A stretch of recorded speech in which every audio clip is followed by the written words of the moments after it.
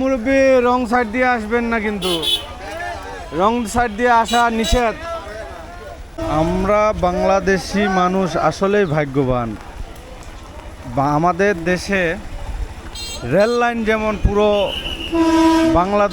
পুরো বাংলাদেশের সীমান্ত টেকনাফ থেকে তেঁতুলিয়া পর্যন্ত যেমন রেল লাইন আছে, আর সেই রেল লাইনের উপর দিয়ে যখন ট্রেন চলে, ঝড় বৃষ্টি বন্যা সব কিছু উপেক্ষা করে যখন ট্রেন নিজস্ব গতিতে চলে, তখন আসলেই ভালো লাগে। আমরা সৌভাগ্যবান।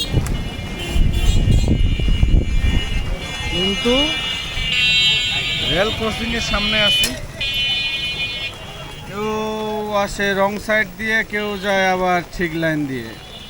এটা কেমন?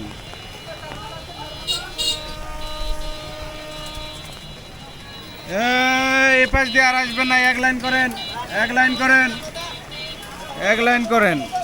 যাই হোক, যেটা বলতেছিলাম, বৃষ্টি হচ্ছে, ট্রেন কিন্তু বৃষ্টি হলেও তারা নিজস্ব গতিতে চলতেছে, মানুষ সেবা পাচ্ছে, তার নিজ গন্তব্যস্থলে চলে যাচ্ছে। আসলে ট্রেন থাকাটা আমাদের একটা ভাগ্য। বিদায় নিব বগুড়া জেলার ১ নং রেলগেট থেকে, চক জাদু রড। আচ্ছা আচ্ছা,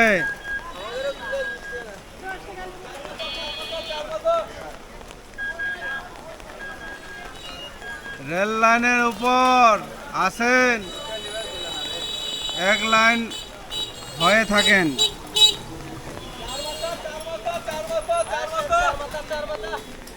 যাই হোক, বিদায় নেব বগুড়া ১ নং রেলগেট থেকে। আল্লাহ হাফেজ, চিরন্তন ভালোবাসা সবাইকে। আর বগুড়াবাসী যারা আছেন, ভিডিওটি শেয়ার করবেন এবং ফলো রাখবেন উত্তরবঙ্গবাসী এবং বাংলাদেশের মানুষজন। আল্লাহ হাফেজ। কি বাবু, ভিজিচ্ছ কে বারে? এ ভিজিচ্ছ কে? হ্যাঁ, ভিজিচ্ছ কে? ছেলেটা ভিজতেছে, ঠান্ডা ঠান্ডা, অসুস্থ হয়ে যাবে যে। আল্লাহ হাফেজ।